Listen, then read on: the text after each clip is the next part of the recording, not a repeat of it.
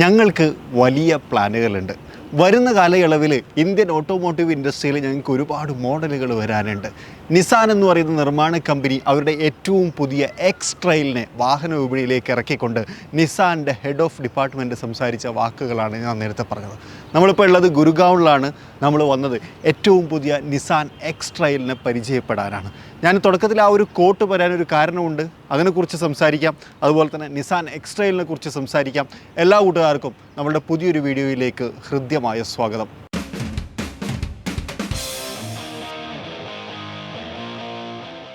നമുക്ക് ഇൻബോക്സിലൊക്കെ ഒരുപാട് വന്നിട്ടുള്ളൊരു ചോദ്യമാണ് നിസാൻ ഇന്ത്യ വിട്ടു പോകുമോ എന്നുള്ളൊരു കാര്യം. അതിൻ്റെ ഉത്തരമായിട്ടാണ് നേരത്തെ ആ ഒരു കോട്ട് ഞാൻ പറഞ്ഞത്.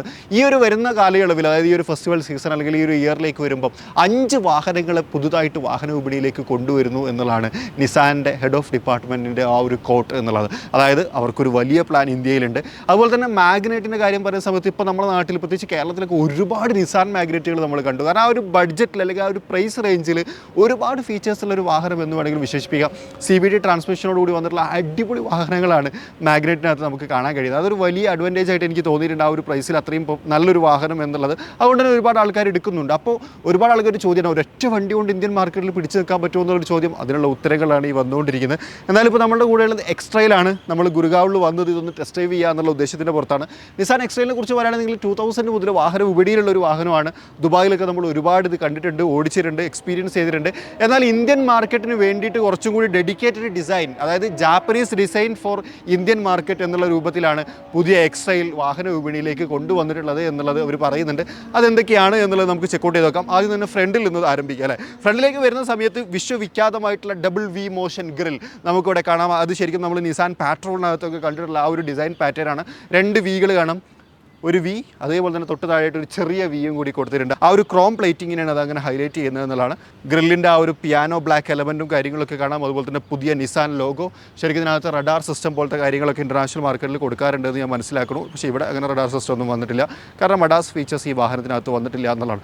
4 ചേമ്പറുകളായിട്ട് ക്രമീകരിച്ചിട്ടുള്ള LED ഹെഡ് ലാമ്പ് യൂണിറ്റുകൾ കാണാം. അപ്പോൾ തന്നെ DRL ഇൻഡിക്കേറ്റർ ഹാലജനാണ് അതിനകത്ത് കൊടുത്തില്ല. 2 ഇതായിട്ട് കൊടുത്തേക്കുന്നു. അപ്പോൾ തന്നെ ഇവിടെ നമുക്കൊരു എയർ കർട്ടൻ കാണാം. മോർ എയറോ ഡൈനാമിക് ആണ് ഈ വാഹനം എന്നുള്ള കാര്യം കൂടി എടുത്ത് പറയണം. അത് ഈ ഒരു ഭാഗത്തേക്ക് വരുന്ന സമയത്ത്, അതുപോലെ തന്നെ ഇവിടെ എയറോ ഡാമിൻ്റെ ഈ ഒരു ഭാഗം, അതുപോലെ തന്നെ ഈ ഒരു സാധനത അതിങ്ങനെ ആക്ടിവേറ്റ് ചെയ്യുന്ന തരത്തിലാണ് കൊടുത്തിരിക്കുന്നത്. ആവശ്യമുള്ള സമയത്ത് അത് ഓപ്പൺ ആവും എന്നുള്ളതാണ് അതിൻ്റെ ഒരു പ്രത്യേകത. താഴെ നമുക്കൊരു ലിപ്പ് ഭാഗവും കാര്യങ്ങളൊക്കെ കാണാം. അണ്ടർ ബോഡി കോട്ടിങ്ങും കാര്യങ്ങളൊക്കെ ഉണ്ട്. ഇനി ഒരു കാര്യം കൂടി, എയറോ ഡൈനാമിക്സത്തിൻ്റെ കാര്യം പറഞ്ഞ സമയത്ത് ഈ ഒരു ഡിസൈൻ ഇതാ ഇവിടെ നിന്ന് ഇങ്ങോട്ട് പോകുമ്പോൾ ഈ ഒരു ഭാഗത്ത് ഇങ്ങനെ സ്ലോപ്പായി ഇതിലൂടെയൊക്കെ എയർ കറക്റ്റായിട്ട് പാസ് ചെയ്ത് ഈ മിററിൻ്റെ സൈഡിലൂടെ പാസ് ചെയ്ത് പോകുന്ന തരത്തിലാണ് ഇതിൻ്റെ എയറോ ഡൈനാമിസം ക്രമീകരിച്ചിരിക്കുന്നത് എന്നുള്ളതാണ്. അങ്ങനെ ഒരു ഹൈലൈറ്റ് കൂടി ഫ്രണ്ടിലേക്ക് പറയുന്ന സമയത്തുണ്ട്.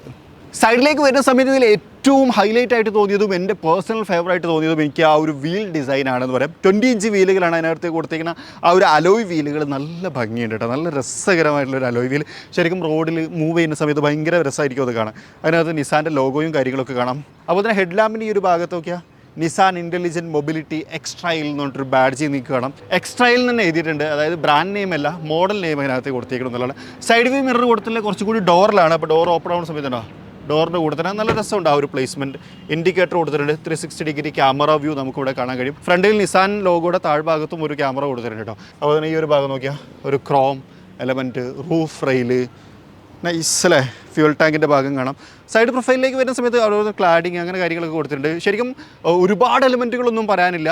ഫ്രണ്ടിൽ നോക്കുന്ന സമയത്ത്, സൈഡിൽ നിന്ന് നോക്കുന്ന സമയത്തൊക്കെ ശരിക്കും ആ ഒരു SUV അല്ലേ, ആ ഒരു SUV സെഗ്മെൻറ്റ് എന്ന് പറയുന്ന ആ ഒരു സെഗ്മെൻറ്റിൻ്റെ എല്ലാ ക്യാരക്ടേഴ്സും നമുക്ക് ഫീൽ ചെയ്യുന്നുണ്ട്.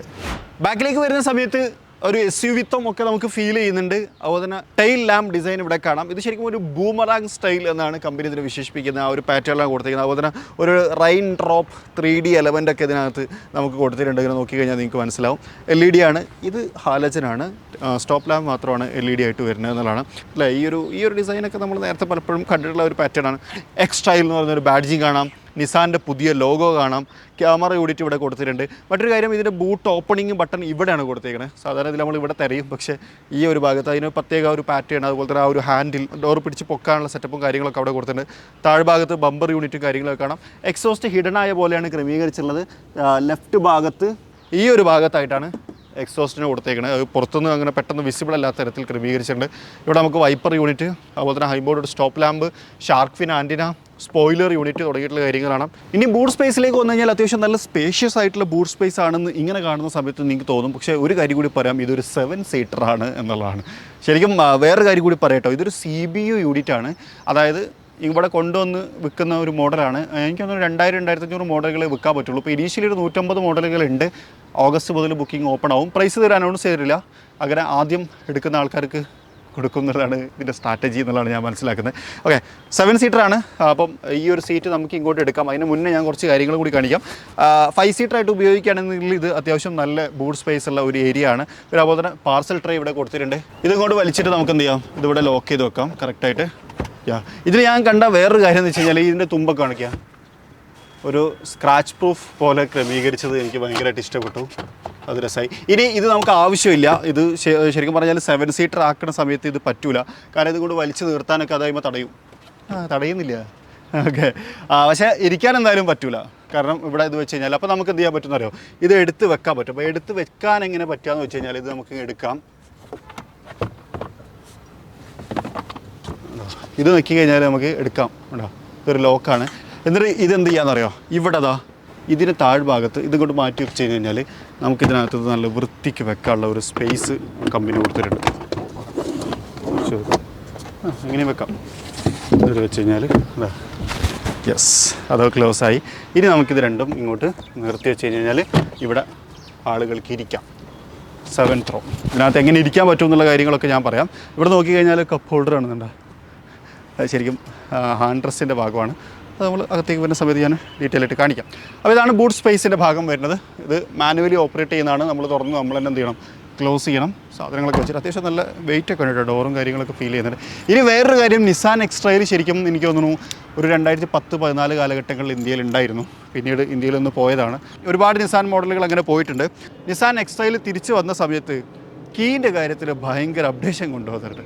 നമ്മൾ മാഗ്നൈറ്റ് റിവ്യൂ ചെയ്ത സമയത്ത് പറയുന്നത് നിസാൻ പാട്രോളിനും ഇതേ കീ തന്നെയാണെന്ന്. പക്ഷേ കീൻ്റെ കാര്യത്തിൽ ഒരു നല്ലൊരു ചേഞ്ച് വരുത്തിയിട്ടുണ്ട് എന്നുള്ളതാണ് നിസാൻ. അതൊരു നല്ല മൂവ്മെൻ്റ് ആയിട്ട് എനിക്ക് തോന്നി. ഇനി നമുക്ക് അകത്തെ വിശേഷങ്ങൾ കാണാം. അപ്പോൾ ഇനി നമ്മൾ അകത്തേക്ക് പോവുകയാണ്.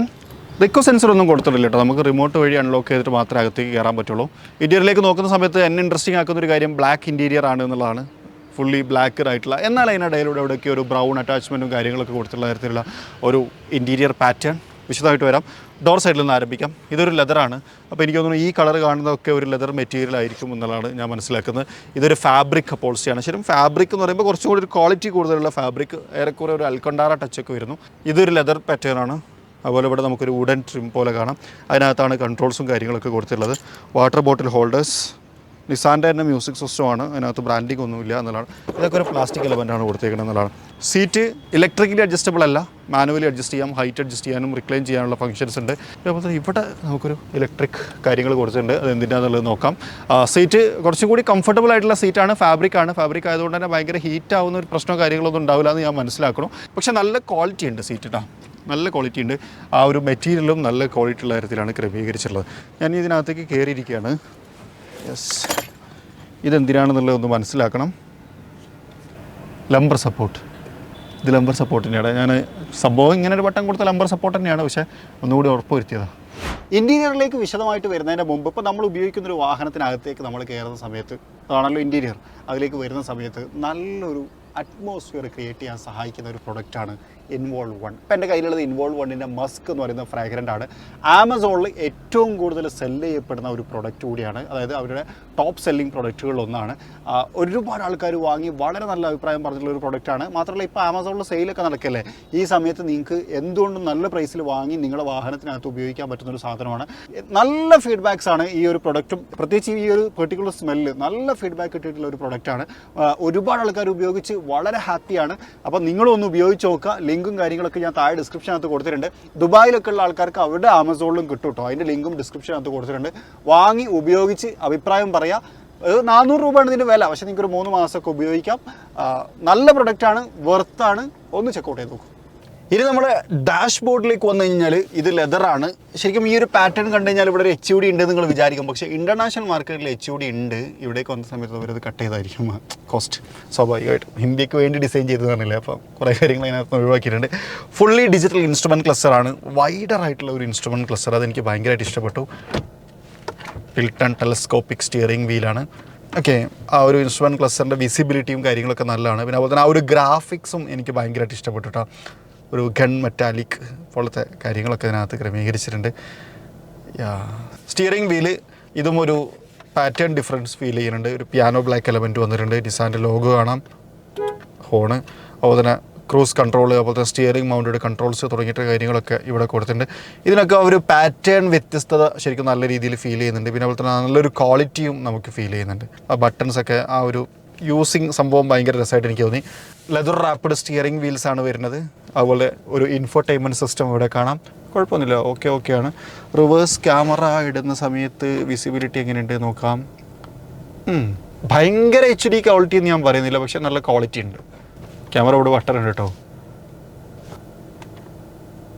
ആംഗിൾസ് ഒക്കെ കാണിക്കുന്നുണ്ട്. ഓക്കെ, അപ്പോൾ അതാണ് ഇൻഫോർടൈൻമെൻറ്റ് സിസ്റ്റം. താഴേക്ക് വന്നു കഴിഞ്ഞാൽ ക്ലൈമറ്റ് കൺട്രോൾ, റോട്ടറി സ്വിച്ചും കാര്യങ്ങളൊക്കെ കൊടുത്ത് 2 സോൺ ക്ലൈമറ്റ് കൺട്രോളാണ്. അതിൻ്റെ ഫാൻ സ്പീഡ് അഡ്ജസ്റ്റ്മെൻറ്റ് കാര്യങ്ങളൊക്കെ അവിടെ കാണാം. ഇനി വീണ്ടും താഴേക്ക് വന്നു കഴിഞ്ഞാൽ ഇവിടെയാണ് എൻജിൻ സ്റ്റാർട്ട് സ്റ്റോപ്പ് ബട്ടൺ കൊടുത്തിട്ടുള്ളത്. ഇവിടെ നമുക്കൊരു USB പോർട്ടും C ടൈപ്പ് ചാർജിങ് പോർട്ട്, 12 വോൾട്ടിൻ്റെ ചാർജിങ് സോക്കറ്റ് തുടങ്ങിയിട്ടുള്ള കാര്യങ്ങളും ഇവിടെ കാണാം. ഇവിടെ താഴേക്ക് വന്നു കഴിഞ്ഞാൽ ഇവിടെ നമുക്കൊരു വയർലെസ് ചാർജിങ് പോർട്ട് കൊടുത്തിട്ടുണ്ട്. അത് നല്ല രസമായിട്ട് എനിക്ക് തോന്നി. ഇവിടെ വെച്ച് കഴിഞ്ഞാൽ ചെരിഞ്ഞ് അവിടെ ഇരുന്നോളും ഫോൺ. ചാർജ് കയറുന്നുണ്ടോ? യെസ്, കയറുന്നുണ്ട്. ഉണ്ടാ, ആക്ടിവേറ്റായി. ചാർജ് ഇപ്പോൾ തൽക്കാലം നമുക്ക് ആവശ്യമില്ല, അതുകൊണ്ട് വിട്ടേക്കണം. ഇവിടെ നമുക്കൊരു ആംബിയൻ ലൈറ്റിൻ്റെ ഭാഗം കാണാം, അത് രസമായിട്ട് തോന്നി. ഇവിടെ നമുക്ക് ട്രാൻസ്മിഷൻ കാണാം. ഇതിനെ കമ്പനി വിശേഷിപ്പിക്കുന്നത് ഷിഫ്റ്റർ എന്നാണ്.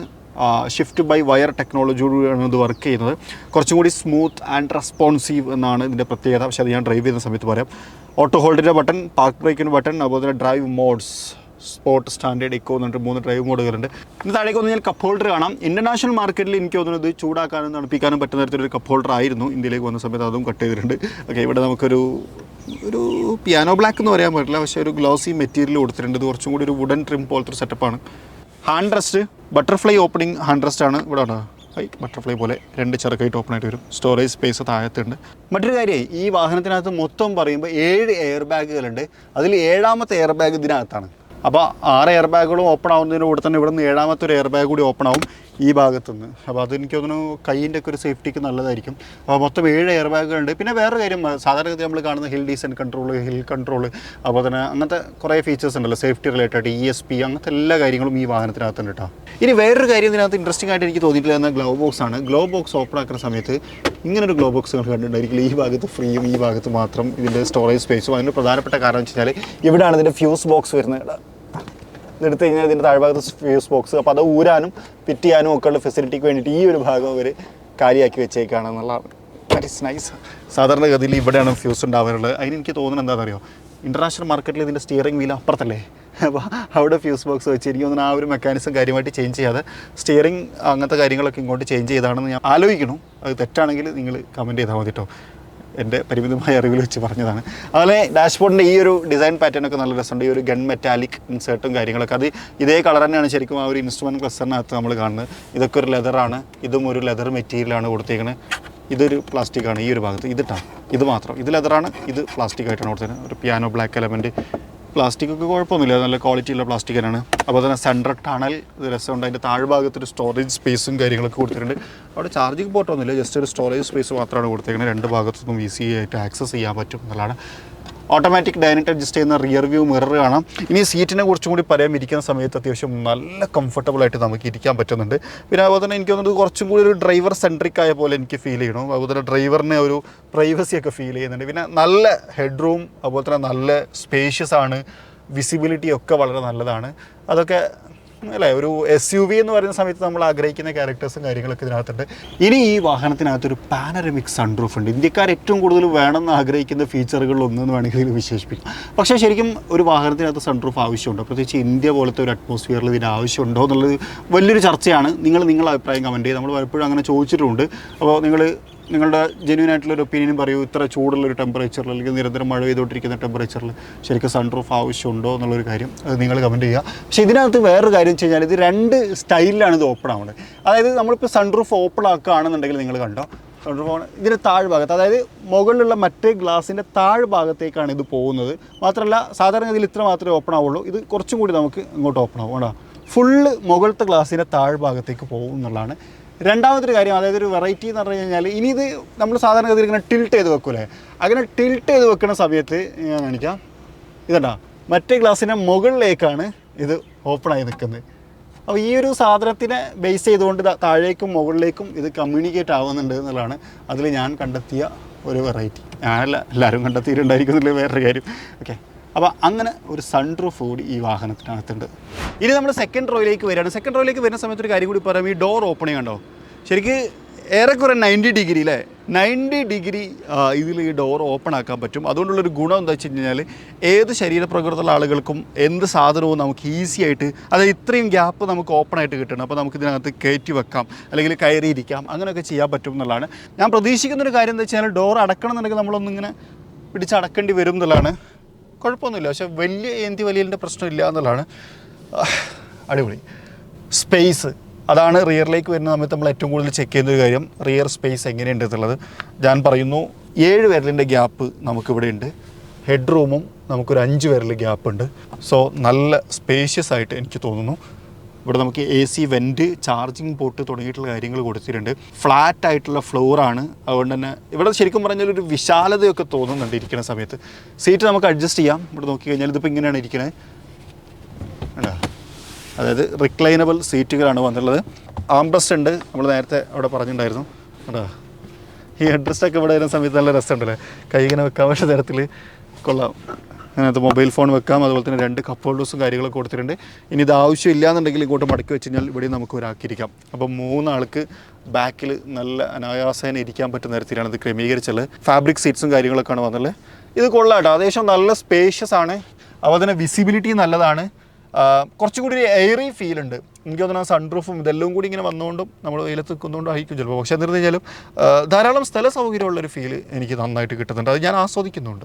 ഇപ്പോൾ ഇവിടെ നമുക്ക് സ്പേഷ്യസ് ആണെന്ന് പറഞ്ഞില്ലേ, അപ്പോൾ നമ്മളൊരു 7 സീറ്റർ ആക്കുന്ന സമയത്ത്, അതായത് 7ാമതൊരു ആൾക്കാരെ കൂടി കയറ്റുന്ന സമയത്ത്, അല്ലെങ്കിൽ 6ാമത്തെ ആളെ കയറ്റുന്ന സമയത്ത് ആ ലെഗ് റൂം കുറച്ച് നമ്മൾ അഡ്ജസ്റ്റ് ചെയ്യേണ്ടി വരും. കാരണം ബാക്കത്തെ ആൾക്ക് കുറച്ച് സ്ഥലം കൊടുക്കേണ്ടി വരും എന്നുള്ളതാണ് ഞാൻ പ്രതീക്ഷിക്കുന്നത്.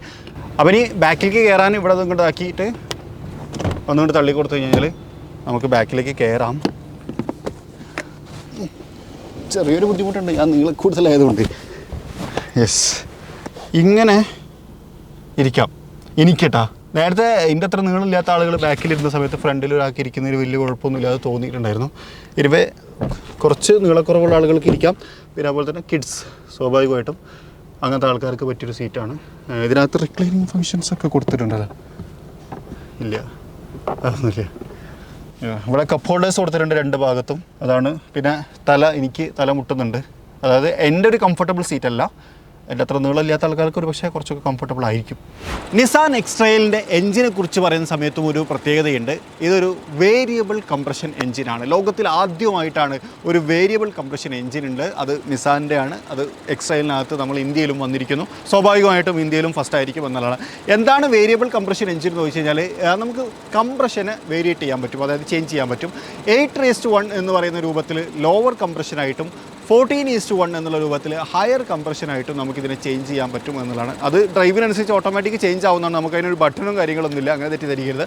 ഇതിലുണ്ടാകുന്ന ഗുണം എന്താ വെച്ച് കഴിഞ്ഞാൽ, ഇപ്പോൾ 8:1 എന്ന് പറയുന്ന ലോവർ കംപ്രഷൻ റേറ്റിലാണ് വണ്ടി ഓടിക്കൊണ്ടിരിക്കുന്നതെന്നുണ്ടെങ്കിൽ മോർ പവർഫുൾ ആയിട്ട് നമുക്കിതിനെ ഡ്രൈവ് ചെയ്യാൻ പറ്റും എന്നതാണ്. എന്നാൽ അത് 14:1 എന്നുള്ള രൂപത്തിലേക്ക് നമ്മൾ ഹൈ കംപ്രഷൻ റേറ്റിൽ വന്നു കഴിഞ്ഞാൽ മോർ ഫ്യൂവൽ എഫിഷ്യൻ്റ് ആയിരിക്കും എന്നുള്ളതുമാണ്. ശരിക്കും ഇതിൻ്റെ ഫ്യൂവൽ എഫിഷ്യൻസി അതുപോലെ തന്നെ പ്രൈസ് തുടങ്ങിയിട്ടുള്ള കാര്യങ്ങൾ നിലവിൽ അനൗൺസ് ചെയ്തിട്ടില്ല. ഓഗസ്റ്റ് 1-ാം തീയതിയാണ് ഇതിൻ്റെ ലോഞ്ച്. ആ സമയത്ത് അനൗൺസ് ചെയ്യുമെന്നാണ് നമ്മൾ പ്രതീക്ഷിക്കുന്നത്. അപ്പോൾ അങ്ങനെ ഒരു 3 സിലിണ്ടർ 1.5 ലിറ്റർ പെട്രോൾ എഞ്ചിനാണ് ഈ വാഹനത്തിനകത്ത് കൊടുത്തിട്ടുള്ളത്. നിസാൻ്റെ എഞ്ചിനാണ്. നിസാൻ എന്ന് പറയുന്നൊരു ബാഡ്ജിങ്, BC ടർബോ എന്ന് പറയുന്നൊരു ബാഡ്ജിങ് തുടങ്ങിയിട്ടുള്ള കാര്യങ്ങളൊക്കെ ഇതിനകത്ത് കാണാം. നന്നായിട്ട് പാക്ക് ചെയ്ത് വെച്ചിട്ടുണ്ട്. സ്വാഭാവികമായിട്ട് നമ്മൾ കാണുന്ന തരത്തിലാണ് ഇതിനെ ക്രമീകരിച്ചിട്ടുള്ളത്. ഇനി ഇതിൻ്റെ പവർ എത്രയാണെന്ന് ചോദിച്ചു കഴിഞ്ഞാൽ 163 ഹോഴ്സ് പവറും 300 Nm ടോർക്കുമാണ് ഇത് ഉൽപ്പാദിപ്പിക്കുന്നത് എന്നുള്ളതാണ്. ഒരു 8 സ്പീഡ് ECVT ആണ് ഈ വാഹനത്തിൻ്റെ ഗിയർ ഷിഫ്റ്റ്. അപ്പോൾ ഇനി നമുക്കിതൊന്ന് ഡ്രൈവ് ചെയ്ത് നോക്കാം. ഡ്രൈവ് ചെയ്ത് നോക്കുന്ന സമയത്ത് എത്രമാത്രം പവർഫുള്ളാണ്, എങ്ങനെയുണ്ട്. ശരിക്കും ഇത് ലോഞ്ച് ചെയ്യുന്ന സമയത്ത് ഇതിൻ്റെ കോർപ്പറേറ്റ് ടീം പറഞ്ഞിട്ടുണ്ടായിരുന്നൊരു കാര്യം എന്താണെന്ന് വെച്ച് കഴിഞ്ഞാൽ, നിങ്ങളിത് ഡ്രൈവ് ചെയ്യുന്ന സമയത്ത് വണ്ടർ അടിച്ച് പോകും എന്നുള്ളതാണ്. ലെറ്റ്സ് ചെക്ക് ഔട്ട് അല്ലേ. അപ്പോളേ നമ്മളെ നിസാൻ എക്സ്ട്രയിലിനെ ഒന്ന് എക്സ്പീരിയൻസ് ചെയ്യാൻ വേണ്ടി റോട്ടിലേക്ക് എടുത്തിരിക്കുകയാണ്. ശരിക്കും ഇപ്പോൾ ഞാനിത് ആദ്യമായിട്ട് ഓടിക്കുകയല്ല, കുറച്ച് മുമ്പ് നമ്മളിത് ഓടിച്ചു. ആ ഓടിച്ച ഒരു എക്സ്പീരിയൻസ് വെച്ച് എനിക്ക് ആദ്യം തോന്നിയിട്ടുള്ളൊരു കാര്യം ഒരു വോവ് ഫാക്ടറാണ്. വോവ് ഫാക്ടർ എന്ന് പറയാനുള്ള കാരണം എന്ന് വെച്ച് കഴിഞ്ഞാൽ ഒരു കാര്യം പറയാം, ഒരു 1.5 ലിറ്റർ എഞ്ചിനാണ് ഈ വാഹനത്തിനകത്തുള്ളത്. 1.5 ലിറ്ററിന് ഏറെക്കുറെ ഇന്ത്യൻ മാർക്കറ്റിൽ പലരും മറന്നുകൊണ്ടിരിക്കുന്ന ഒരു സമയം കൂടിയാണ് വേണമെന്നെങ്കിൽ പറയാം. എല്ലാവരും കുറച്ച് CC ഒക്കെ കുറച്ചിറക്കിക്കൊണ്ടിരിക്കുന്ന ഒരു കാലത്താണ് ഈ ഒരു വാഹനം വരുന്നത്. അത് എനിക്കൊരു നല്ല ഇനീഷ്യേഷനായിട്ട് തോന്നി നിസാൻ്റെ ഭാഗത്ത് നിന്നുള്ള.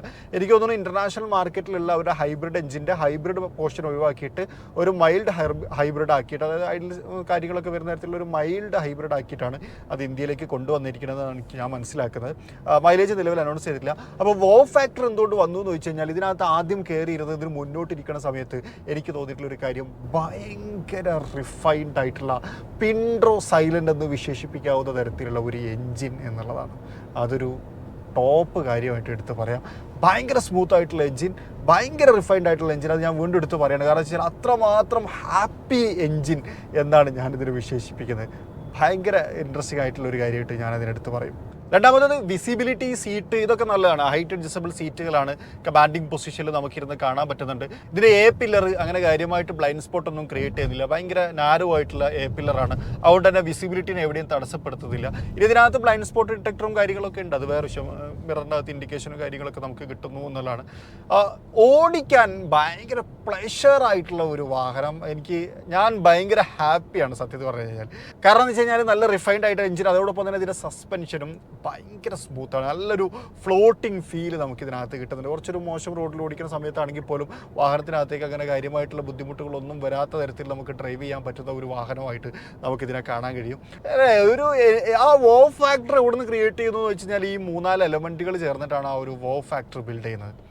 സൂപ്പർ ഒന്നും പറയാനില്ല.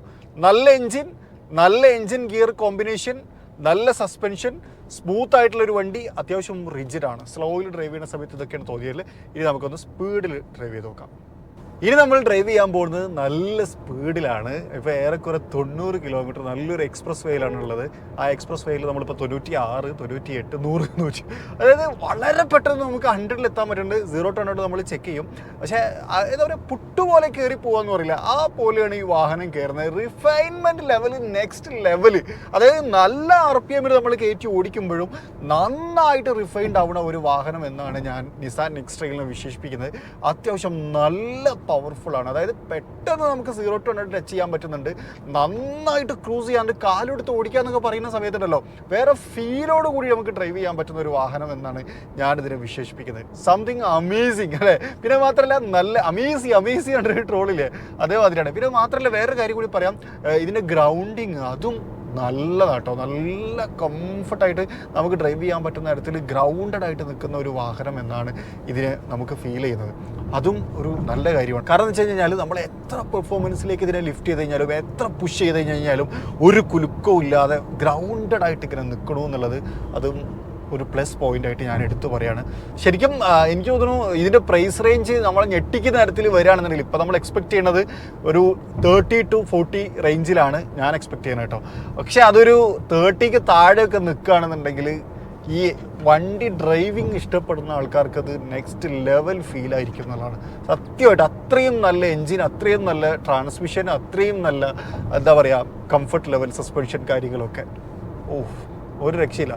നമ്മൾ എത്ര ത്രോട്ടിൽ കൊടുത്തു കഴിഞ്ഞാലും ഒരു ബുദ്ധിമുട്ടില്ല. ഞാനിപ്പോഴും ക്രൂസ് ചെയ്തുകൊണ്ടിരിക്കുന്നത് 90-ലാണ്. ഒരു ബുദ്ധിമുട്ടില്ലാതെ ഇങ്ങനെ പോയിക്കൊണ്ടിരിക്കുന്നത്, നന്നായി ഫ്ലോട്ട് ചെയ്ത് പോയിക്കൊണ്ടിരിക്കുന്ന ഒരു വാഹനം. എനിക്കിഷ്ടമായി സംഭവം. എനിക്ക് ഭയങ്കര, ഞാൻ ഫ്ലാറ്റ് എന്ന് പറയില്ലേ ആ തരത്തിലാണുള്ളത്. ഇനി നമുക്ക് ഇതൊന്ന് 0 to 100 ചെക്ക് ചെയ്ത് നോക്കാം. അപ്പോളേ നമ്മൾ 0 to 100 ഒന്ന് ചെക്ക് ചെയ്യാൻ പോവുകയാണ്. ബാക്കിൽ നമീർ സമയം നോക്കുന്നുണ്ട്, എത്ര സെക്കൻഡ് കൊണ്ട് കിട്ടും എന്നുള്ളത് നോക്കാം അല്ലേ. Ready, 1 2 3 start. Yes, linear power up പോലെ തോന്നി, പക്ഷെ വീൽ സ്പിന്ന് കാര്യങ്ങളൊന്നുമില്ല. അതിനൊരു ടെക്നോളജി യൂസ് ചെയ്യുന്നുണ്ട്, ഞാൻ പറയാം. 80 90 100 10.5 സെക്കൻഡ്സ്. നല്ല ഫിഗർ തന്നെയല്ലേ ശരിക്കും പറഞ്ഞാൽ ഇത്രയും വലിയൊരു SUV ആ ഒരു ടൈം റേഞ്ചിൽ നല്ലൊരു കിട്ടുന്നത്. പിന്നെ വീൽ സ്പിൻ വരാതിരിക്കാനുള്ള കാരണം എന്ന് വെച്ച് കഴിഞ്ഞാൽ ഇവർ ഇതിനകത്തൊരു മെത്തേഡ് യൂസ് ചെയ്യുന്നുണ്ട്. അപ്പോൾ വീൽ സ്പിൻ വരേണ്ട സമയത്ത് ഇവരെന്ത് ചെയ്യുന്നത് അതിനെ കൺട്രോൾ ചെയ്യുന്നുണ്ട് എന്നാണ് പറയുന്നത്. ശരിക്കും വീൽ സ്പിൻ സംഭവിക്കും, പക്ഷേ ഇവരെ ജാപ്പനീസ് ടെക്നോളജി എന്നാണ് അവരെന്നെ വിശേഷിപ്പിക്കുന്നത്. ആ ടെക്നോളജി ഉപയോഗിച്ചിട്ട് ആ വീൽ സ്പിന്നിനെ കൺട്രോൾ ചെയ്ത് പവർ കൂടുതൽ പുഷ് ചെയ്യാൻ വേണ്ടിയിട്ട് സഹായിക്കും എന്നുള്ളതാണ്. അപ്പോൾ കുറച്ചും കൂടി ഒരു പുൾ നമുക്ക് കിട്ടുന്നു എന്നുള്ളതാണ് അതിൻ്റെ വ്യത്യാസം. അപ്പോൾ അതാണ് സംഭവം. അപ്പോൾ ഇതാണ് നിസാൻ എക്സ്-ട്രൈൽ. സത്യം പറഞ്ഞു കഴിഞ്ഞാൽ ഒരു 3 സിലിണ്ടർ എഞ്ചിനാണ് എക്സ്-ട്രൈലിന് അടുത്തുള്ളത്. ഞാൻ നേരത്തെ പറഞ്ഞ പോലെ തന്നെ ഇവരുടെ പവർ എന്ന് പറയുന്ന ഹൈബ്രിഡ് എഞ്ചിനകത്ത് വരുന്ന എഞ്ചിനാണെന്നാണ് ഞാൻ പ്രതീക്ഷിക്കുന്നത്. അതിനെ ഹൈബ്രിഡ് ഒഴിവാക്കി ഇങ്ങോട്ട് കൊണ്ടുവന്നതാണ്. പക്ഷേ നമ്മളത് ഇനീഷ്യലി നമ്മൾ എക്സ്പെക്ട് ചെയ്യുന്ന കുറേ സാധനങ്ങൾ 3 സിലിണ്ടർ ആവുന്ന സമയത്ത് കുറച്ചും കൂടി റവ് സൗണ്ട് ഉണ്ടാവുമല്ലോ, അല്ലെങ്കിൽ ഇപ്പോൾ നമ്മൾ ഇനീഷ്യലി ഫസ്റ്റ് വണ്ടി എടുക്കുന്ന സമയത്ത് ഒന്ന് ആക്സലറേഷൻ കൊടുത്തെടുക്കേണ്ടി വരും എന്നൊക്കെ തോന്നുന്ന ഒരു സാധനമുണ്ട്. പക്ഷേ അക്ഷരാർത്ഥത്തിൽ നിസാൻ നെട്ടിച്ച് കളഞ്ഞു എന്ന് തന്നെ പറയേണ്ടി വരും. കാരണം അത്രയും നല്ല റിഫൈൻമെൻറ്റിൽ ഇതിനെ ട്യൂൺ ചെയ്തെടുത്തിട്ടുണ്ട്. പിൻട്രോ സൈലൻ്റ് ആണ്, നല്ല ബ്രേക്കിംഗ് ആണ്, അതുപോലെ തന്നെ എന്താ പറയുക ഭയങ്കര കംഫർട്ടബിൾ ഡ്രൈവാണ്. ഇപ്പോൾ ഒരു ഫാമിലിനൊക്കെ ഇത് 7 സീറ്ററാണ്, അതുകൊണ്ട് നമ്മൾ ആലോചിക്കണം. അപ്പോൾ ഈ 7 ആളുകളെ ഇരുന്ന് നല്ല ഫീലോട് കൂടി ഡ്രൈവ് ചെയ്യാൻ നിസാൻ ഇതിനെ സജ്ജമാക്കിയിട്ടുണ്ട് എന്നുള്ളതാണ് നമ്മളുടെ ഈ ഒരു ഡ്രൈവ് എക്സ്പീരിയൻസിൽ നമുക്ക് മനസ്സിലായത്. ഏറെക്കുറെ ഒരു 1.5 മണിക്കൂറാണ് നമ്മൾ ഡ്രൈവ് ചെയ്തിട്ടുള്ളത്. നമുക്കൊരിക്കൽ ഇതിനൊരു ലോങ് ടൈമറൊക്കെ ആയിട്ട് കിട്ടുന്ന സമയത്ത് നമുക്ക് കൂടുതൽ ടെസ്റ്റ് ചെയ്ത് അതുപോലെ തന്നെ കൂടുതൽ ഓടിച്ചൊക്കെ ഇതിൻ്റെ അഭിപ്രായം പറയാൻ പറ്റുമായിരിക്കും. ഈ ഒരു കുറഞ്ഞ സമയത്തിനിടയിൽ നമുക്ക് കിട്ടിയ ഫീഡ്ബാക്കുകളാണ് നമ്മൾ എക്സ്പ്ലെയിൻ ചെയ്യുന്നത്. നല്ല ബ്രേക്കിംഗ് ആണ്, നല്ല ആക്സലറേഷനാണ്, നല്ല എന്താ പറയുക എൻജിൻ ഗിയർ കോമ്പിനേഷനാണ്. അങ്ങനെ റബ്ബർ ബാൻഡ് എഫക്ട്സോ കാര്യങ്ങളൊന്നും അങ്ങനെ ഫീൽ ചെയ്യുന്നില്ല, ലാഗ് ഫീൽ ചെയ്യുന്നില്ല, ലീനിയർ ആയിട്ട് പവർ അപ്പ് ചെയ്യുന്നുണ്ട്. ഹാർഡായിട്ട് ത്രോട്ടിൽ കൊടുക്കുന്ന സമയത്താണെങ്കിലും നന്നായിട്ട് കയറി വരുന്നുണ്ട്.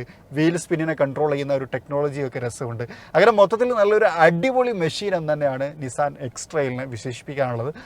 നിങ്ങളുടെ അഭിപ്രായം ഒന്ന് കമൻറ്റ് ചെയ്യൂ. അതായത് ഇത് കണ്ട സമയത്ത് ലുക്ക് എങ്ങനെയുണ്ട്, ഓടിച്ച നമ്മളുടെ ഫീൽസ് ഒക്കെ കേൾക്കുന്ന സമയത്ത് നിങ്ങളുടെ ഫീഡ്ബാക്ക് എന്തായിരിക്കും, ഇന്ത്യയിൽ ഇതിന് എത്രമാത്രം പോസിബിലിറ്റി ഉണ്ടാവും തുടങ്ങിയിട്ടുള്ള കാര്യങ്ങളൊക്കെ നിങ്ങളൊന്ന് കമൻറ്റ് ചെയ്യണം. മറ്റൊരു കാര്യം, നമ്മൾ എക്സ്പെക്ട് ചെയ്യുന്ന ഒരു പ്രൈസ് റേഞ്ച് ശരിക്കും കമ്പനിയിൽ ഇതിന് ഒരു ഓൺ പ്രൈസ് എക്സ്പെക്ട് ചെയ്യുന്നത് 30 to 40 ലക്ഷം രൂപയാണ്. കാരണം ഇതൊരു CBE യൂണിറ്റ് ആണ്, സ്വാഭാവികമായിട്ടും ടാക്സിൻ്റെ എമൗണ്ട് കുറച്ച് കൂടുതലായിരിക്കും.